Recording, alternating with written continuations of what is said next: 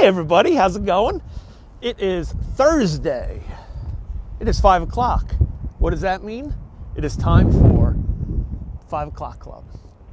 Thanks for joining. This is Chris Buonomo. I hope you guys have seen me do some videos before.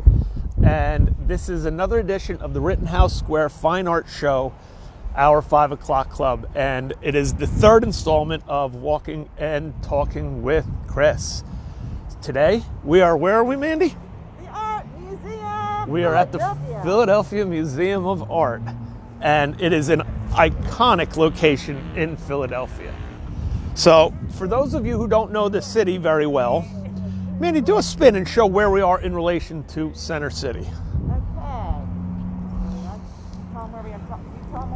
Okay, just spin. I want you to go show Center City. So there we go. That's giving you an idea of where we are in relation to Center City, Philadelphia. Okay. West Philadelphia, University City. No, you were not born and raised. Will Smith was born and raised. You might not have been. All right. So we're going to start the art museum tour by talking a few minutes about this location and some of the history of Philadelphia. So Philadelphia, when you think historically, and you're thinking back to 1776 Declaration of Independence, what's that? Or even before, the city really wasn't much bigger than that old city area. That was the extent of Philadelphia at the time. So when you come out here to the Schuylkill River, which is right here, you were way out of the city. And to give you an idea of how small the city was, there's an area where they had built a library, the Ridgeway Library, which is at Broad and Christian Street. Nobody went there because it was too far from the city. And that library wound up becoming abandoned. And then, I guess maybe about 20 years ago, Mandy, that Kappa moved in? And Philadelphia Creative and Performing Arts High School moved in, and that's their current location. But think of that. That's barely South Philly by today's standards, and it was considered too far away. So Philadelphia, when it first started to expand, it expanded with that grid pattern that Center City's famous for. And it wasn't until after the turn of the 20th century, where they decided they wanted to change things up, and they envisioned something for this location. So that is where we have the Parkway, the Ben Franklin Parkway here. So if you see, the Parkway goes right smack dab to City Hall, which we've talked about in the past, and the urban planner was a guy by the name of Jacques Gribert. And Jacques Gribert was the guy that really came up with this idea for this parkway. And he proposed that in 1917. Now, if you think about that in context today, think of the city telling people that they're going to rip like basically a mile of neighborhoods out. That could never happen today. That would be in courts forever and ever and ever. But 100 years ago, they had a little more freedom to say, hey, guess what? You guys are out. We have a grand plan for a Parisian-style avenue, which is what they envisioned to end here. Now, this was a hill, and it was called Fairmount. So, Fairmount, where's that? Okay, Fairmount Park, Fairmount neighborhood. Fairmount has become synonymous with certain areas of the city, and most famously for Fairmount Park, which is a massive city park. I just read that if you took all the bits of Fairmount Park, it's actually 5 times larger than Central Park, which is pretty amazing. Amy Carston saying hi. Hi, Amy. Hi. Okay. So why we are started here? We started here because this was an area designed, part of the Parkway system, and this is called Eakins Oval. And Eakins Oval is this big, basically parking circle that runs and directs traffic to the two sides of the museum. The one side being West River Drive, which is now called Martin Luther King Boulevard, and the old East River Drive, which has been known for a long time as Kelly Drive. Eakins Oval has at its main highlight is where we're standing. We're actually standing on, and this is the Washington Monument in Philadelphia. So this was commissioned and designed by a sculptor by the name of Rudolph Simmering. He lived 1835 to 1905. It's 44 feet tall from the ground level. So this sculpture was dedicated in 1897, but it wasn't actually designed for this location. This was designed in place at the Green Street entrance to Fairmount Park. And this is back in the day when sculpture unveiling was a big deal. So it was such a big deal that President McKinley, President of the United States, came for that dedication of this sculpture. So it was moved to Eakins Oval in 1928 after the Parkway construction was complete. You can't get a good picture? Okay, we can go down. One thing that's really cool about this sculpture, this sculpture was designed off of a life mask that was taken from George Washington. So they actually took his face from a life mask while he was alive, which is really, really cool. It was restored in 1997, 100 years after its initial installation over in Fairmount Park. Cool thing about this sculpture is it's constructed in 3 separate zones. So you have Washington in the top, he's the hero, obviously George Washington. Then this mid-level is a lot of Greek-style allegorical figures that are tending to and inspiring the Revolutionary War soldiers. Obviously an eagle in the front. And then you have reliefs on the side. And then actually my favorite level is, and we are doing this live. So if you have any questions, feel free to throw them out at me. So I'm happy to answer any questions. So, okay. So, Mandy, let's go down to the lower level, which is my favorite level. So here, come down here, because he's on the phone over there. This lowest level of the sculpture has on it Native Americans and animals and flora that are native to North America. So it has an elk and a moose. All sorts of different fish, a buffalo, a bear on the other side. So yeah, it's really it's a really great monumental sculpture in Philadelphia. It was a big deal back in its day. Actually, I'm kind of happy today to see so many people come over and look at it, which was kind of neat.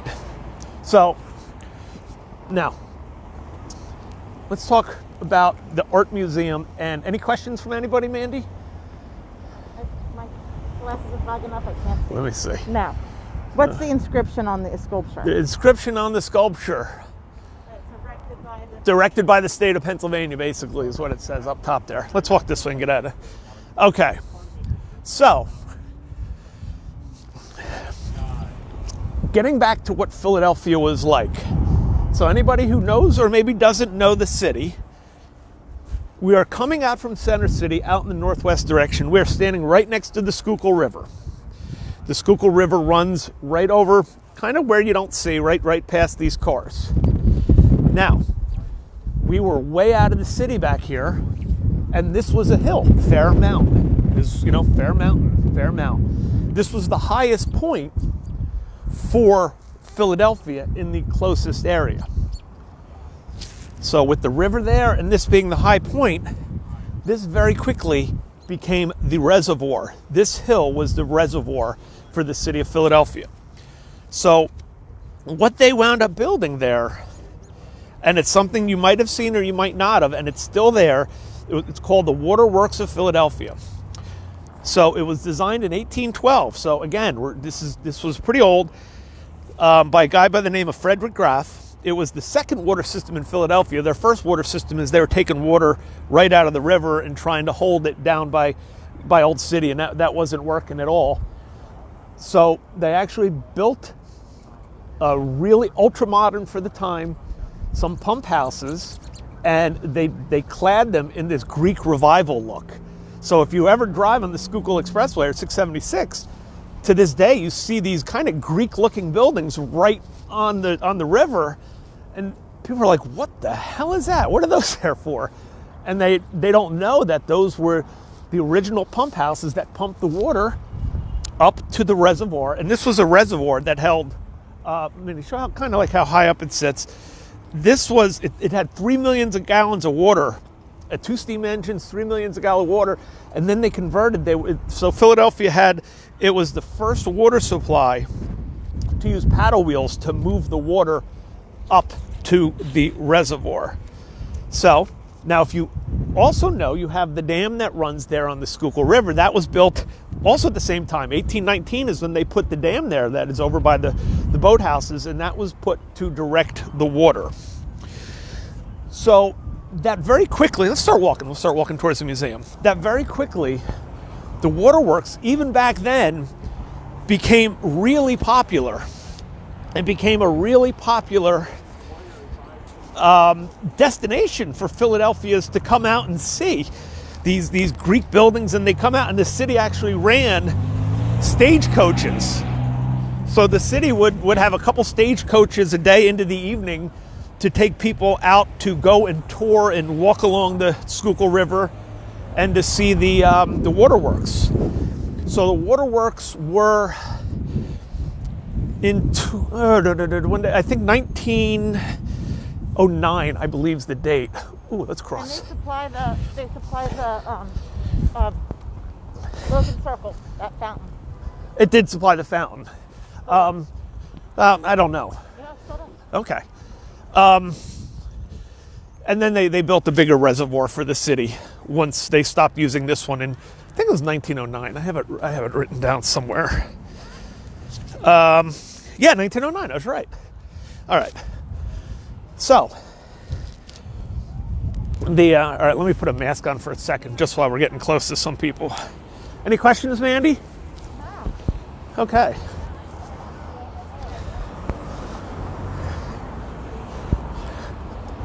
All right. So here we are at the Art Museum steps. These steps of the world famous Philadelphia Museum of Art. Come on, babe. Now, am I going to run up the steps? Ask me. Are you going to run up the steps? Hell no. I am not a tourist.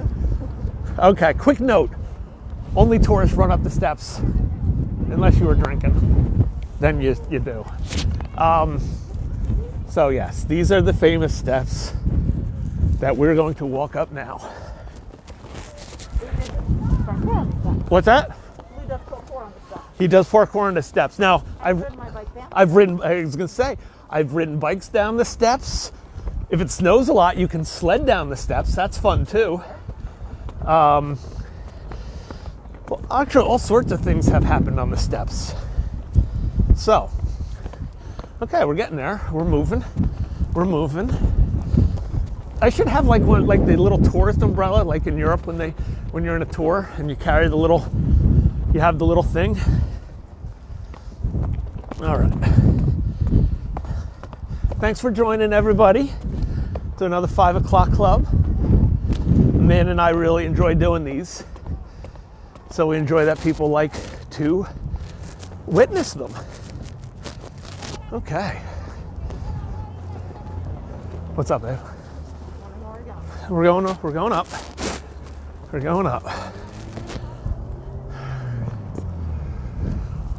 All right. There we go. So now spin and you can get a really good view of the city.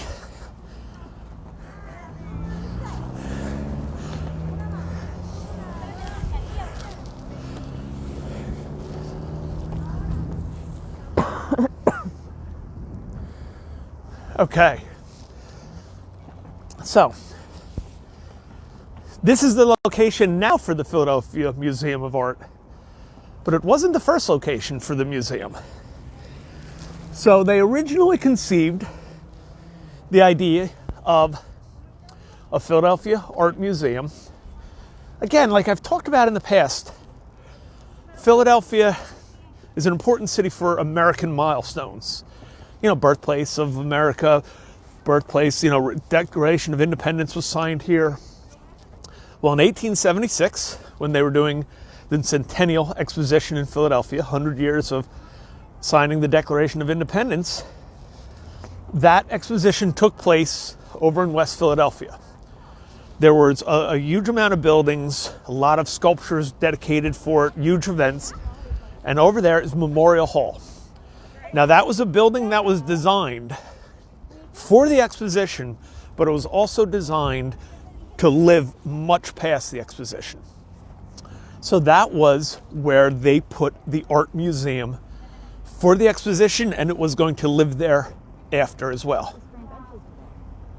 By the Whispering Benches, yes. Thank you. At the Whispering Benches, yes.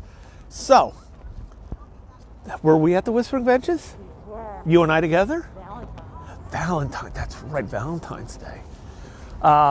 So, the Memorial Hall was kept after the exposition was long over, and it was the location of the start of the Philadelphia Museum of Art. Now, their collection started with some things that were brought to the exposition that stayed, became part of the museum's collection, as well as a lot of Philadelphians who went out there were so impressed with the exposition, they gave gifts to the museum. So that was the real start of the Philadelphia Museum of Art's collection.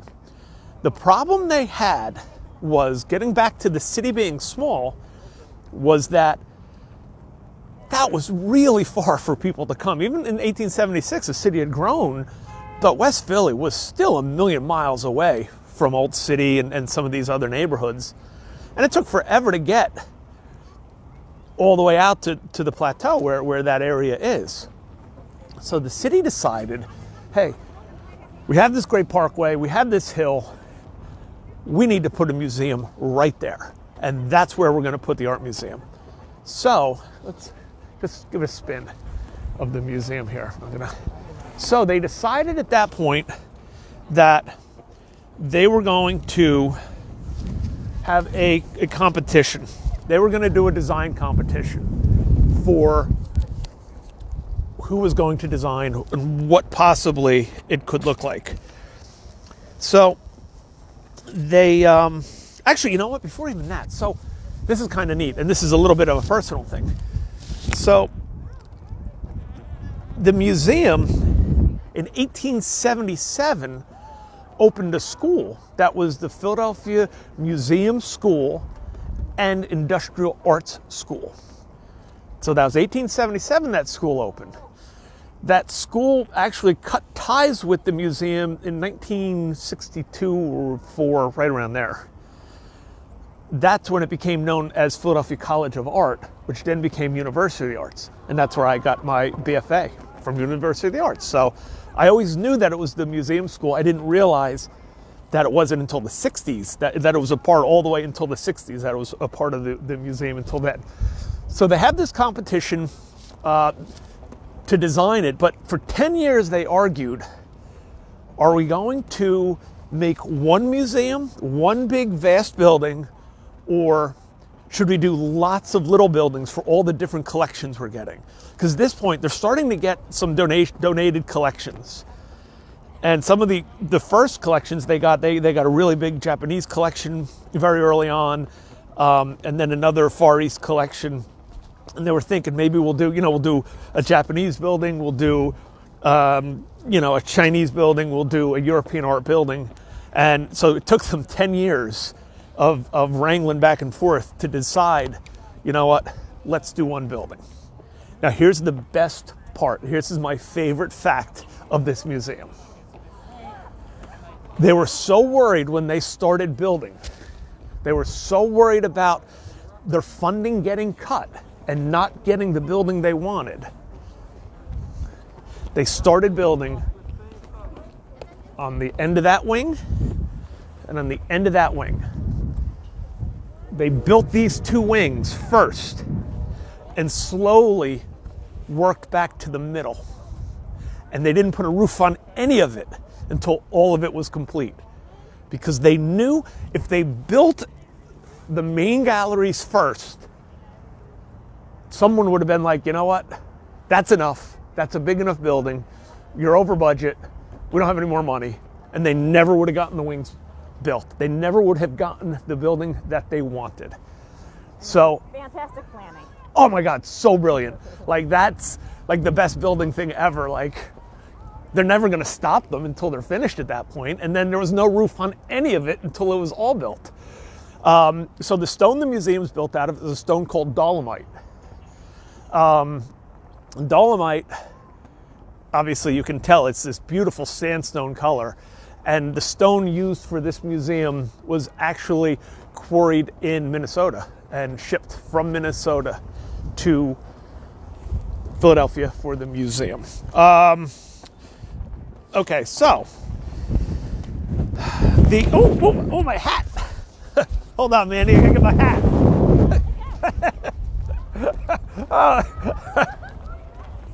Thank you. All right, I'm back. Oh, that was a good wind gust. All right. Okay, let's walk up this way. I want to look at over here. Okay. All right. So we're going to look up here on this pediment. Okay. Any questions from anybody? Let me look and see. Anybody have anything to say? No. Is that how I handle home renovation, Sharon? Absolutely. Absolutely. That's what Amanda said. Rip everything down and then I can never stop until I'm finished. Okay, so I know it's windy. I hope you guys can still hear me okay. All right, look up at this pediment here. Now, there are 8 pediments on the museum as far as the architecture. The building was designed to have, what's that? I can't look that Oh, the building was designed to have sculptural friezes in every pediment. That was the plan. So this was sculpted by a really good sculptor by the name of Paul Genuine. And then it was colored by a fellow by Leon Salon was his name. The sculpture actually won the gold medal, the Medal of Honor from the Architectural League of New York when it was installed. I have heard, and I don't know if this is true, and I think it is. Lots of naked figures, but you know, the Greek revival, all Greek revival. And from what I've learned over the years, they painted to colors that they believe that the Romans and the Greeks actually painted. So we see them all as marbles and terracottas, but apparently at the time the Greeks and Romans painted a lot of their stonework like this, and that's why they had the inspiration. What's that? Skin color. Skin color, like natural colors. Someone said, please explain what the pediment is. Okay, so the pediment is the triangle. So if you look up, you see the columns here, and then above the columns, you have the dentils there. And I believe they're Ionic columns. They're not Doric, they're Ionic. And then you have the dentils, which are the little blocks. Above the dentils, then you have a little bit of row, a Greek key, and then that big triangle that's under the roof line, that's the pediment. That's called the pediment area there. And historically, they're filled with sculpture like that. Inside it is called the frieze. The frieze. It's a sculptural frieze. Okay, so now what I've heard is that they have at least one more finished one in storage, unpainted, but they have one in the museum's collection. And I've always heard that, and I've heard that from a lot of people. So now look back up there, and they have you see the griffins? The griffins on the top. The griffins on the top. The museums, oh, that's a really good one. The clouds. Look at the griffins over there while the sun's out. Like you see them. The griffin are very, have become synonymous with the museum as well. And actually in the 1970s, Symbols, the 1970s, the museum started to use them as a symbol for the museum. And they have been using that since. So the museum, it's a pretty amazing museum. So I don't know if you have ever, if you've never been here and only been outside, The museum has almost 250,000 objects in its collection. And it runs the gamut. It has art from the last 2,000 years in here. So 2,000 years until stuff made a few years ago. So I was really fortunate in that when I went to college, I got into here for free going to art school in the city. I had free access to the museum whenever I wanted to, and we actually, some classes that I had, we got to go into the basement collections. So like most museums in the world, unfortunately, the majority of their collection is in storage. Very little of what they actually own are things that you see. And it's a shame that some of these things, and it's because they're too fragile, they're incomplete, they're partially damaged, or they just don't have room, especially for things like prints. Yep. What's your favorite piece in the permanent collection? My favorite piece? Okay, I'll tell you in a second, because that gets into where I'm going. So one of the beautiful things of the museum is it has some theme rooms in here. So there's like a Japanese tea house room where you go and it's completely set up. There's the temple. There's basically a Buddhist temple in here. Every little kid's first favorite room in here is the room. There's a room of arms and armor, medieval, middle-age armor. What's that? Like 4 or 5 rooms of it. Oh, no, I know the collection, the armory collection, where they have all the armor, the swords, the battle axes.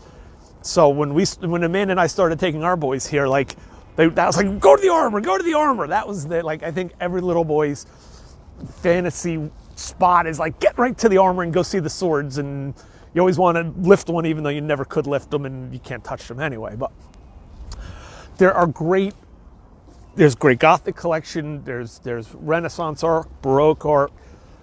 They have a phenomenally nice Constant Brancusi collection, and everything you'd expect a world-class museum to have. Now, getting to what one of my favorite things is, they have a beautiful Duchamp room of Marcel Duchamp's work, a great collection of Marcel Duchamp. So part of Marcel Duchamp, and everybody knows Duchamp from probably the Bride Descending the Staircase. Maybe that's his most famous painting, and he was a cubist and lived in that time. He was also a grandmaster chess player, Marcel Duchamp. He was a brilliant fellow. He told everyone he stopped making art. And he was really the first pop artist, because he rebelled. He had a lot of rebellious tendencies. He rebelled against the old school, so to speak. So for one of the salon shows, he took a urinal and signed it, and he submitted it as a piece of art. So he did some conceptual stuff, pop stuff, but he was just an incredibly talented man. He told everybody he was stopping to do art, and they didn't find this until he died. He was working on a big installation sculpture, and it's called État donné. Forgive my French is horrible. And if you don't know it's in the Duchamp room, you would never notice it, because it's back around a corner. And the only way you can view this sculpture is there's a big, huge, wood barn door almost, right, Mandy? Like a barn door. And there's just 2 little holes where you're looking at a scene, and it's a disturbing scene, because you see what you see from it, but it could mean a lot of different things as to what you're seeing. Something after you're seeing a scene, witnessing the scene after something just happened, and nobody knew he was working on this piece. And they found it in the studio, I believe, after he died. I think that's how the story. I don't know how the Philadelphia Museum got it, but it was a coup that they did. And the museum has a lot of pieces that there's stories like that. When you're going over into the Gothic room, you walk into an anteroom before that, and there's a diptych, which is 2 paintings together, and they go together, and they're a religious theme of a crucifixion. And the story is, the Philadelphia Museum owned one painting, another museum had the other, and they didn't make sense unless they were together. And they couldn't come to an agreement on who should have them. Nobody was going to buy each other out. and they flipped the coin. And that's how they Philadelphia Museum won, and that's how they were able to get the second and hang the diptych together. So not only does the Philadelphia Museum have this collection, the Philadelphia Museum also, they run and they manage the Rodin Museum, which we talked about in our last show. And then they have another building, which is the Perlman Building, which is right across the street over here. And the Perlman Building itself has over 150,000 prints, photographs, works on paper, costume work, fabric work, which also is in here too. The amount of costume work they have in this museum is pretty tremendous. So it's a great, if you've never been here, it's a world-class museum without a doubt. And what I get a kick out of is what I'm going to get into talking about next. For as wonderful as it is, and I think in 2017 it had about 800,000 visitors, which is getting close to the max capacity, to the point where a few years before that they decided they are doing under where we stand right here. They're in the process of a major renovation, and the architect Frank Gehry, who's world famous architect, he designed this entire, I think it's like 100,000 square foot addition of exposition space and gallery space. And right now there's a very controversial plan to actually cut through the staircase, the front steps, and have an entrance through there. So whether that's been finalized or not, I don't know, but it's kind of been planned and battled back and forth and back and forth. Any questions, Mandy? Anybody? What are some of the most famous works in Philadelphia? Famous works in the museum. There are some. There's a Van Gogh sunflower in there, which is incredibly famous. There's Liechtenstein. There's a couple Picassos that are really famous Picassos. The Calder, when you walk in, is a very famous sculpture. The big Calder mobile. Yeah, in the main hall. You have even there the Lipschitz sculpture right there is a really well-known piece as well. A lot of unknowns. What's that? The unknowns. No, there's a lot of. I'm just trying to think what the most famous. A lot of religious, but that's all period work. So most famous. Depends who you ask. I mean, that's the shop, that the one, Well, there's a Duchamp piece. It's a freestanding two-sided sculpture, and it's called Bride Being Stripped Bare by its Bachelors. And it has a lot of the Cubist elements in his paintings, and the glass is all cracked all through it. It wasn't supposed to be. It cracked in shipping, and he loved it and said, I want that to be part of it. So that's a lot of the Duchamp stuff, the Brancusi stuff, they have a really good Brancusi collection. So a lot of these, I would say the 20th century collection is really good because they've had great benefactors. The Ehrenberg family gave them a lot. So there's a lot of really good collections that have come into this museum. All right. So what time we got, Mandy? 5:33. 5:33. Okay. Any more questions? Everybody doing good? Can everyone hear me all right? Okay. I'm hoping I know I'm going fast, but I'm trying to get a lot of information in 45 minutes or so. I'm really glad we did this live, though. Yeah. And as always, thank you to the wonderful Amanda Buonomo, camerawoman. Okay. So one of the things about the museum is it is more than an art museum to this city. It's an icon to this city. And to the point where when you say the art museum, you're not just talking about the art museum, you're talking about a destination. So you're talking about a neighborhood, you're talking about this area here. So this kind of area where the Parkway ends and the museum here, this has been a backdrop for so many things, from obviously from the Rocky movies, which made this kind of icon progression, I think, happen for the museum. A lot of parades when the Phillies, when the Eagles won the Super Bowl. It ended here. You had 1 million people here. Live 8 concert was here. The parades all loop through here. The Made in America concerts are here. So whenever when the Pope came here, so this is always the location that Philadelphia wants to congregate. This is it. This is the spot. And people will say, meet me at the museum. And that's all you have to say. If you say, meet me at the museum in Philadelphia, you don't say what museum. Everybody knows, meet me at the museum. You know you're meeting on these steps.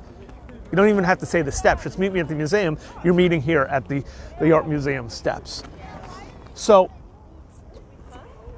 a lot of people will come. Obviously, they come. A lot of people love working out up here. In the morning, you'll see yoga classes out here. It's a great backdrop for lots of things. You do see people all day long up and down the steps, up and down the steps, up and down the steps. They come up here, they do this, and a lot of times you'll come up here and there's a Rocky impersonator trying to make a few dollars, getting you to take his picture with them. Good for him. All right. So we're going to talk about something very controversial at the museum for a lot of people. I'm going to put my mask on. I'm going to try and stay calm and nice about this. Can we go that way? Yeah, let's go that way. Yeah, well, let's go. We can get down.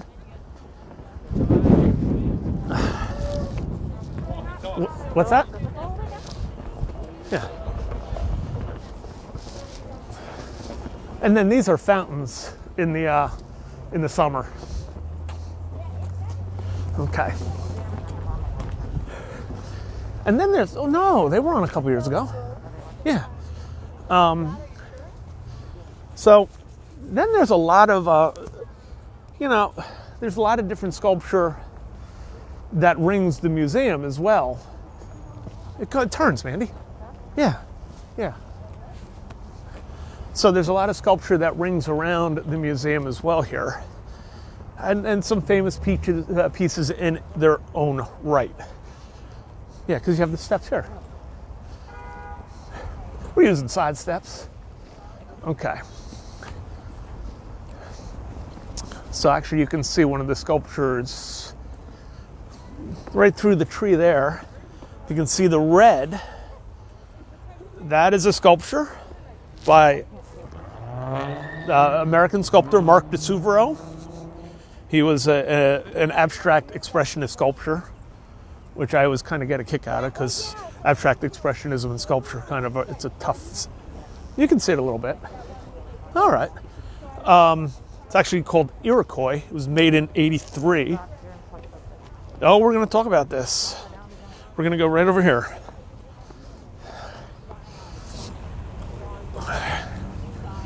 All right.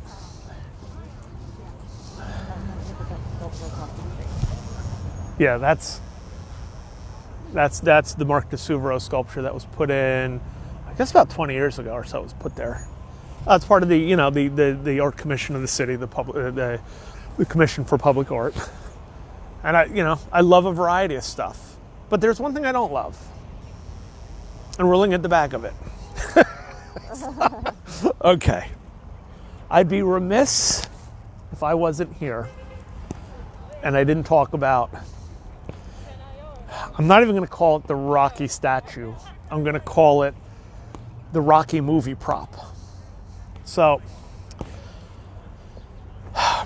it pains me to no end that every time I come here, there's a line out in front of that to take pictures of it. And a lot of the people will come here for that, but they won't go in the museum. So, okay. So that piece was commissioned by Sylvester Stallone. It was commissioned for the movie Rocky II. In the movie Rocky II, it was up on top of the steps of the museum. After the movie, it was given to the city. I'm not sure all the ins and outs. And I think it was used, I guess, again for like Rocky V. They brought it back and put it up there. But they moved it. Well, hold on, I didn't get to that. So it was then intended to be left at the top of the museums, and that became an absolute uproar. That was an absolute uproar that it was left at the top of the steps. So the city then relocated it to the sports complex, and it was outside the Spectrum for a while. I don't know why, and maybe it came back up for the movie. I don't remember how it left that Spectrum area. It's been thought about, the location, and then a while back they said, all right, we'll move it off to the side of the museum and we'll make a location for it. It is bronze. A sculptor sculpted it, but I'm not even getting into the aesthetics of it. It's an exaggerated movie prop is what it is. It was made for a movie. It was sculpted in a very comical sort of way. It represents, hey, listen, Philadelphia has a connection with Rocky. I don't deny that. And I guess what I could say is, I could say that if it brings people to the museum and they actually go in the museum, then maybe it's not a bad thing to have here, but it's not a piece of art. And I'm not speaking for anybody but myself. I think it should be by the stadiums. That's where it should be, because it's a piece of sports memorabilia or Hollywood. It should be in Planet Hollywood or like one of those restaurants or something with all the other movie props, because it's only a movie prop. It is not a piece of art in any way. So I don't want to offend anybody. That's just, as a sculptor, that's my feeling is it's a movie prop, and that's does anybody have any questions on Rocky and my feelings on Rocky? Someone said they have a DeServo in downtown Milwaukee. Oh, Mark DeServo, yeah. And someone asked if you had a Jester's hat for April Fool's Day. Actually, my April Fool's joke is I'm actually not Chris Buonomo. No. No, what time we got, Mandy? It's 42. Oh, boy. Yeah. Boy. Sharon, you're absolutely right. Now, I've climbed that bull on Wall Street. I will not say what I'd been doing before. Let's just say there were some other things involved in me getting my body on top of that. Maybe I was at McSorley's. Mandy, what do you think of the Rocky? I think it's not an appropriate place. You don't think it's appropriate to be here? No. And it's but man, people like, you would not believe during the summer how long the line is to take your picture with that. It's shockingly long. So let's walk this way. I don't want to give it too much attention because it doesn't deserve that much attention. Now, I have nothing against Rocky. It's been good for the city. And Philadelphia really has that kind of mentality to it. So Philadelphia has that underdog, and